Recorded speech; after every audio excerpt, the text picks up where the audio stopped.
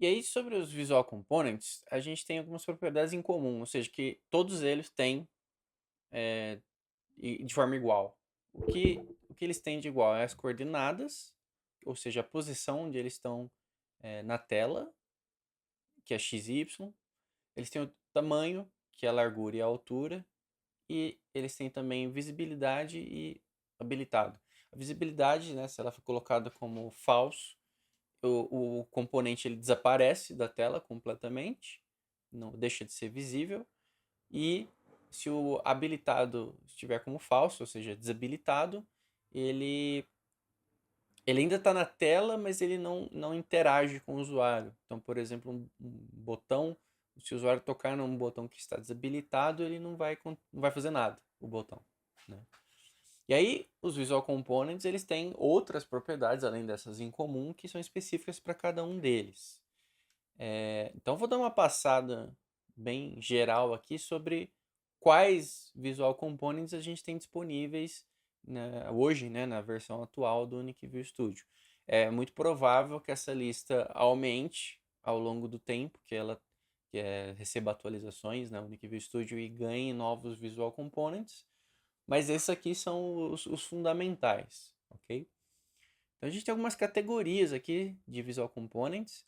A primeira é de exibição geral, que são esses três aqui, né? O Text View, o Image Box e o QR Code, que é bem claro, né, pelo nome, mas o Text View é uma caixinha de texto para você colocar valores, né, que nem eu demonstrei antes. Você põe qualquer coisa aqui e ele mostra. E você consegue as propriedades específicas dele, né? Você consegue mudar, cadê aqui?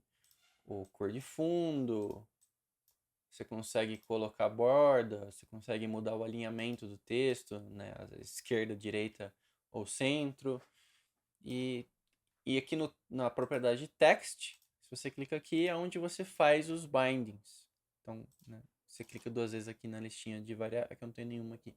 Deixa eu pegar uma do sistema. Você pega aqui alguma. Vou pegar aqui, por exemplo, o brilho. O brilho do display. Vamos colocar assim, brilho atual, dois pontos, a variável aqui, e colocar uma porcentagem no final. E beleza. Aí eu dou OK. Aí, beleza. Brilho atual, 100%. Se o display mudar o brilho, aqui, por exemplo, eu estou mudando o brilho, ele vai junto, ok? Então, Text View, um dos mais importantes. Aí, aqui do lado, o Image Box,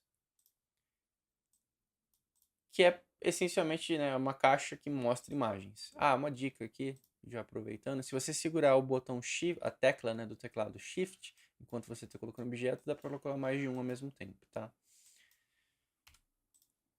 Mas voltando aqui, o Image Box, ele simplesmente exibe uma imagem qualquer. Você pode selecionar, né, da galeria que você adicionou no projeto uma imagem, ou você pode ter variáveis do tipo image que você conecta nesses image box. Você pode ter selector verbos para fazer aquela brincadeira lá da bandeirinha, por exemplo, que eu falei, ou de uma animação e tal, mas é isso. É uma caixinha que apresenta uma imagem, tá? Ele tem capacidade de fazer de fazer rotação também. E ele tem a capacidade de fazer um overlay aqui, né? Uma sobreposição de cor nele. O preview aqui eu acho que ele não está mostrando. Peraí. Não, está mostrando sim. Só estava com a opacidade no mínimo. Estava transparente. Então você consegue, né, pegar a sua imagem e colocar uma cor em cima dela. Isso é útil em algumas situações, tá? Mas é isso, ele é bem simples, o Image Box. E aí o QR Code, ele é exatamente a mesma ideia do Text View, só que em vez de mostrar texto, ele mostra um código QR do conteúdo dele aqui, que pode ser também um conteúdo dinâmico, ok? E aí você muda a cor dele aqui e tal. Embora a gente recomende sempre ter cores com alto contraste, tá? Ok. Então, exibição geral, já passamos. Vamos falar sobre entrada de dados de forma geral também. Então, a gente tem os botões, o slider e o scrolling picker. Então, deletando eles aqui, são esses quatro aqui, né? Tem o button, o Image Button, Slider e o Scrolling Picker. Então, o Button e o Image Button operam exatamente da mesma forma. Eles têm 6 estados diferentes aqui, e você configura esses estados individualmente, né, separadamente. Então, aqui a cor do estado Release, que é o solto, é uma cor. Aí eu mudo aqui o preview por Pressed, e no Pressed eu posso colocar outra cor, né, para dar o efeito de enquanto o usuário está pressionando o botão. E você pode ver isso mudando aqui no preview, que nem eu comentei antes. O Image Button é exatamente a mesma coisa, só que em vez de ter várias propriedades configurando borda, cor e etc., você simplesmente seleciona uma imagem a partir aqui da sua galeria de imagens, tá? Que está aqui embaixo, tá? A galeria. Mesma coisa do Image Box, só que tem 6 estados. Nos buttons especificamente também, a gente tem uma questão adicional aqui, que é os actions. O que é o action? O botão, quando você pressiona, ou quando você solta, ou enquanto você está segurando ele por um longo tempo, longo relativo, né? Acho que é 1 segundo ou meio segundo segurando, alguma coisa assim. Ou o on repeat, que é enquanto você está segurando ele pressionado e ele fica fazendo várias vezes a ação, você tem essa ideia de ações aqui, de actions. Então, em cada um desses momentos que eu citei, você pode configurar o botão para fazer alguma coisa. Por exemplo, ele pode, na hora que eu soltar o botão, ele vai pular para outra tela. Ou então, ele vai incrementar alguma variável. Ou então, ele vai setar o valor, né? Ou seja, escrever um valor específico em uma variável. Então, essas ações aqui é o que você usa para definir o comportamento do botão. O que, que ele vai fazer quando ele é pressionado. Okay? O slider também, né, ele tem as questões de aparência, então tem a cor do fundo, a cor da borda, a cor da região aqui que está preenchida, a cor da bolinha, tamanho da bolinha. Na verdade, estou falando bolinha, mas é o knob, né? Esse visual aqui que mostra onde o slider está posicionado. Ele não é necessariamente uma bolinha, né? Pode ser um retângulo, um quadrado e tal. É só alterar o que? O raio dele, as configurações aqui, né? Então, aqui, por exemplo, se eu deixar bem grandão, né? Ele virou um quadradinho arredondado. Isso é por causa do raio de curvatura, né? Inclusive, deixa eu voltar aqui, ó, no button, né? Eu tô com o button aqui com um certo raio, mas se eu vir aqui na borda e diminuir para 0 o raio da borda, ele ficou com a ponta bem pontuda, né? Os cantos pontudos. Agora, se eu aumentar ele bastante aqui, ó, dá até para fazer um botão circular, se ele for simétrico, né? Então aí, pronto, tem um botão circular, ou um botão elíptico, ou um retângulo arredondado, né? Então dá para fazer bastante coisa aqui. E o slider, voltando, as propriedades do valor dele, né, importantes é isso aqui, é o máximo e o mínimo, o valor atual e o step, que seria o de quanto em quanto que ele muda à medida que você vai deslizando o dedo. Para fazer um slider vertical é só colocar ele mais alto aqui do que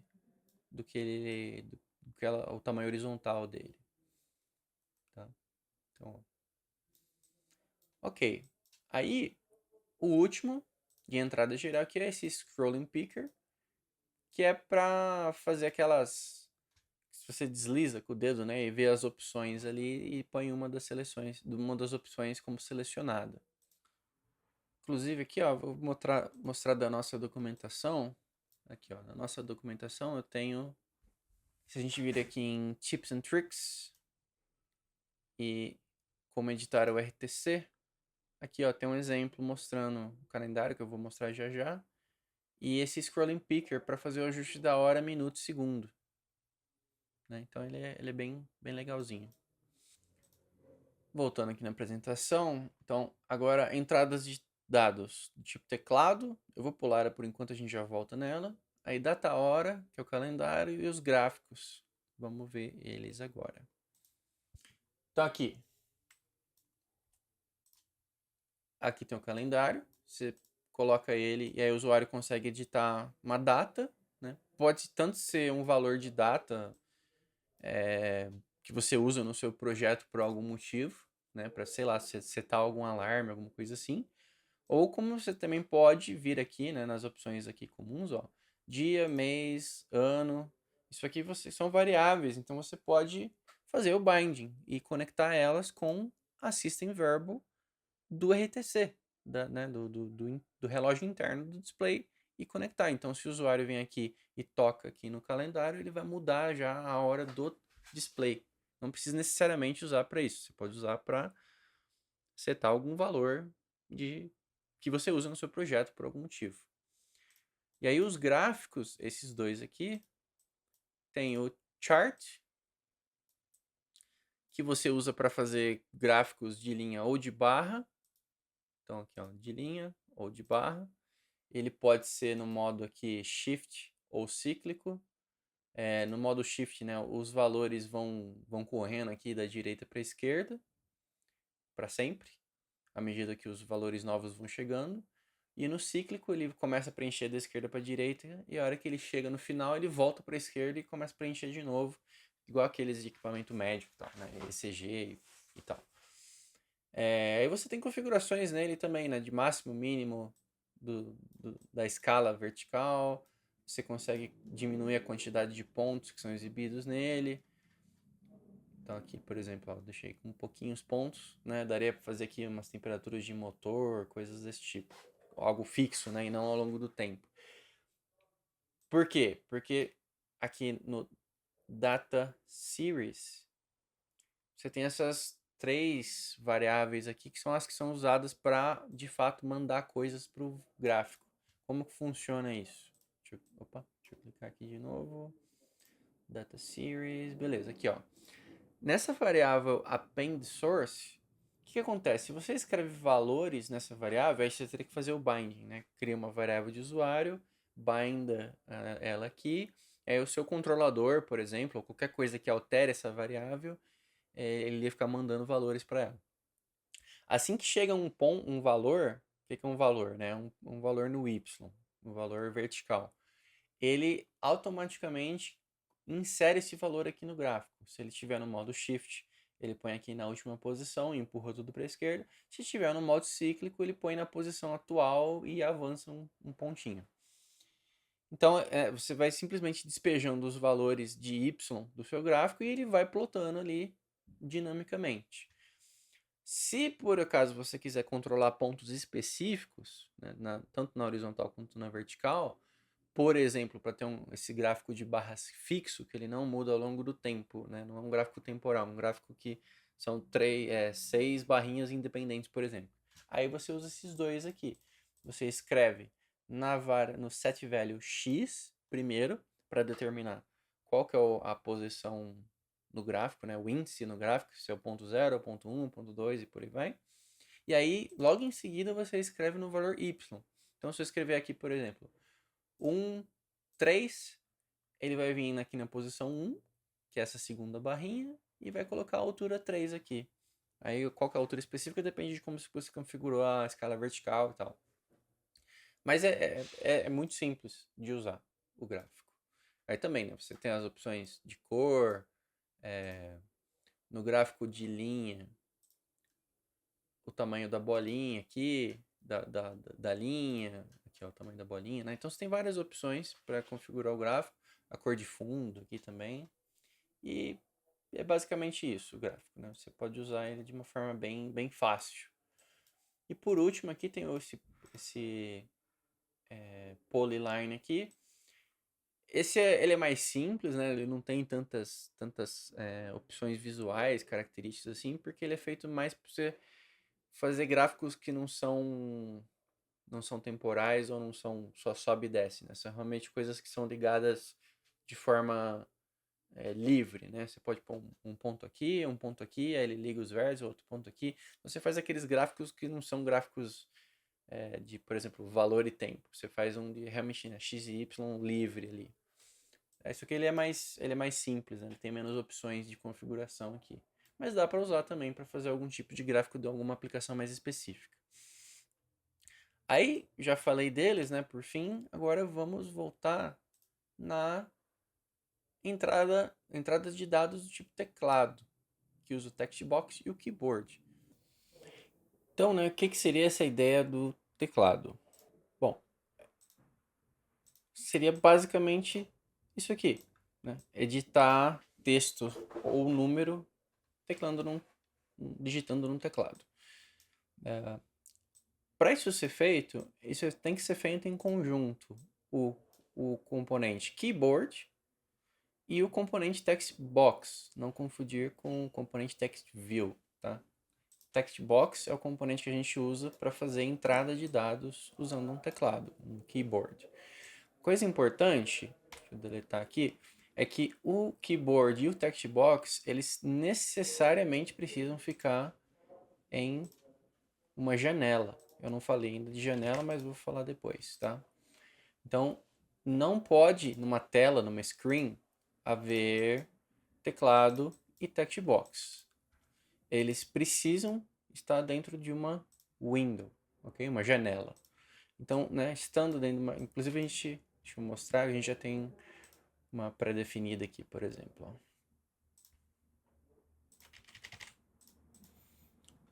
Certo?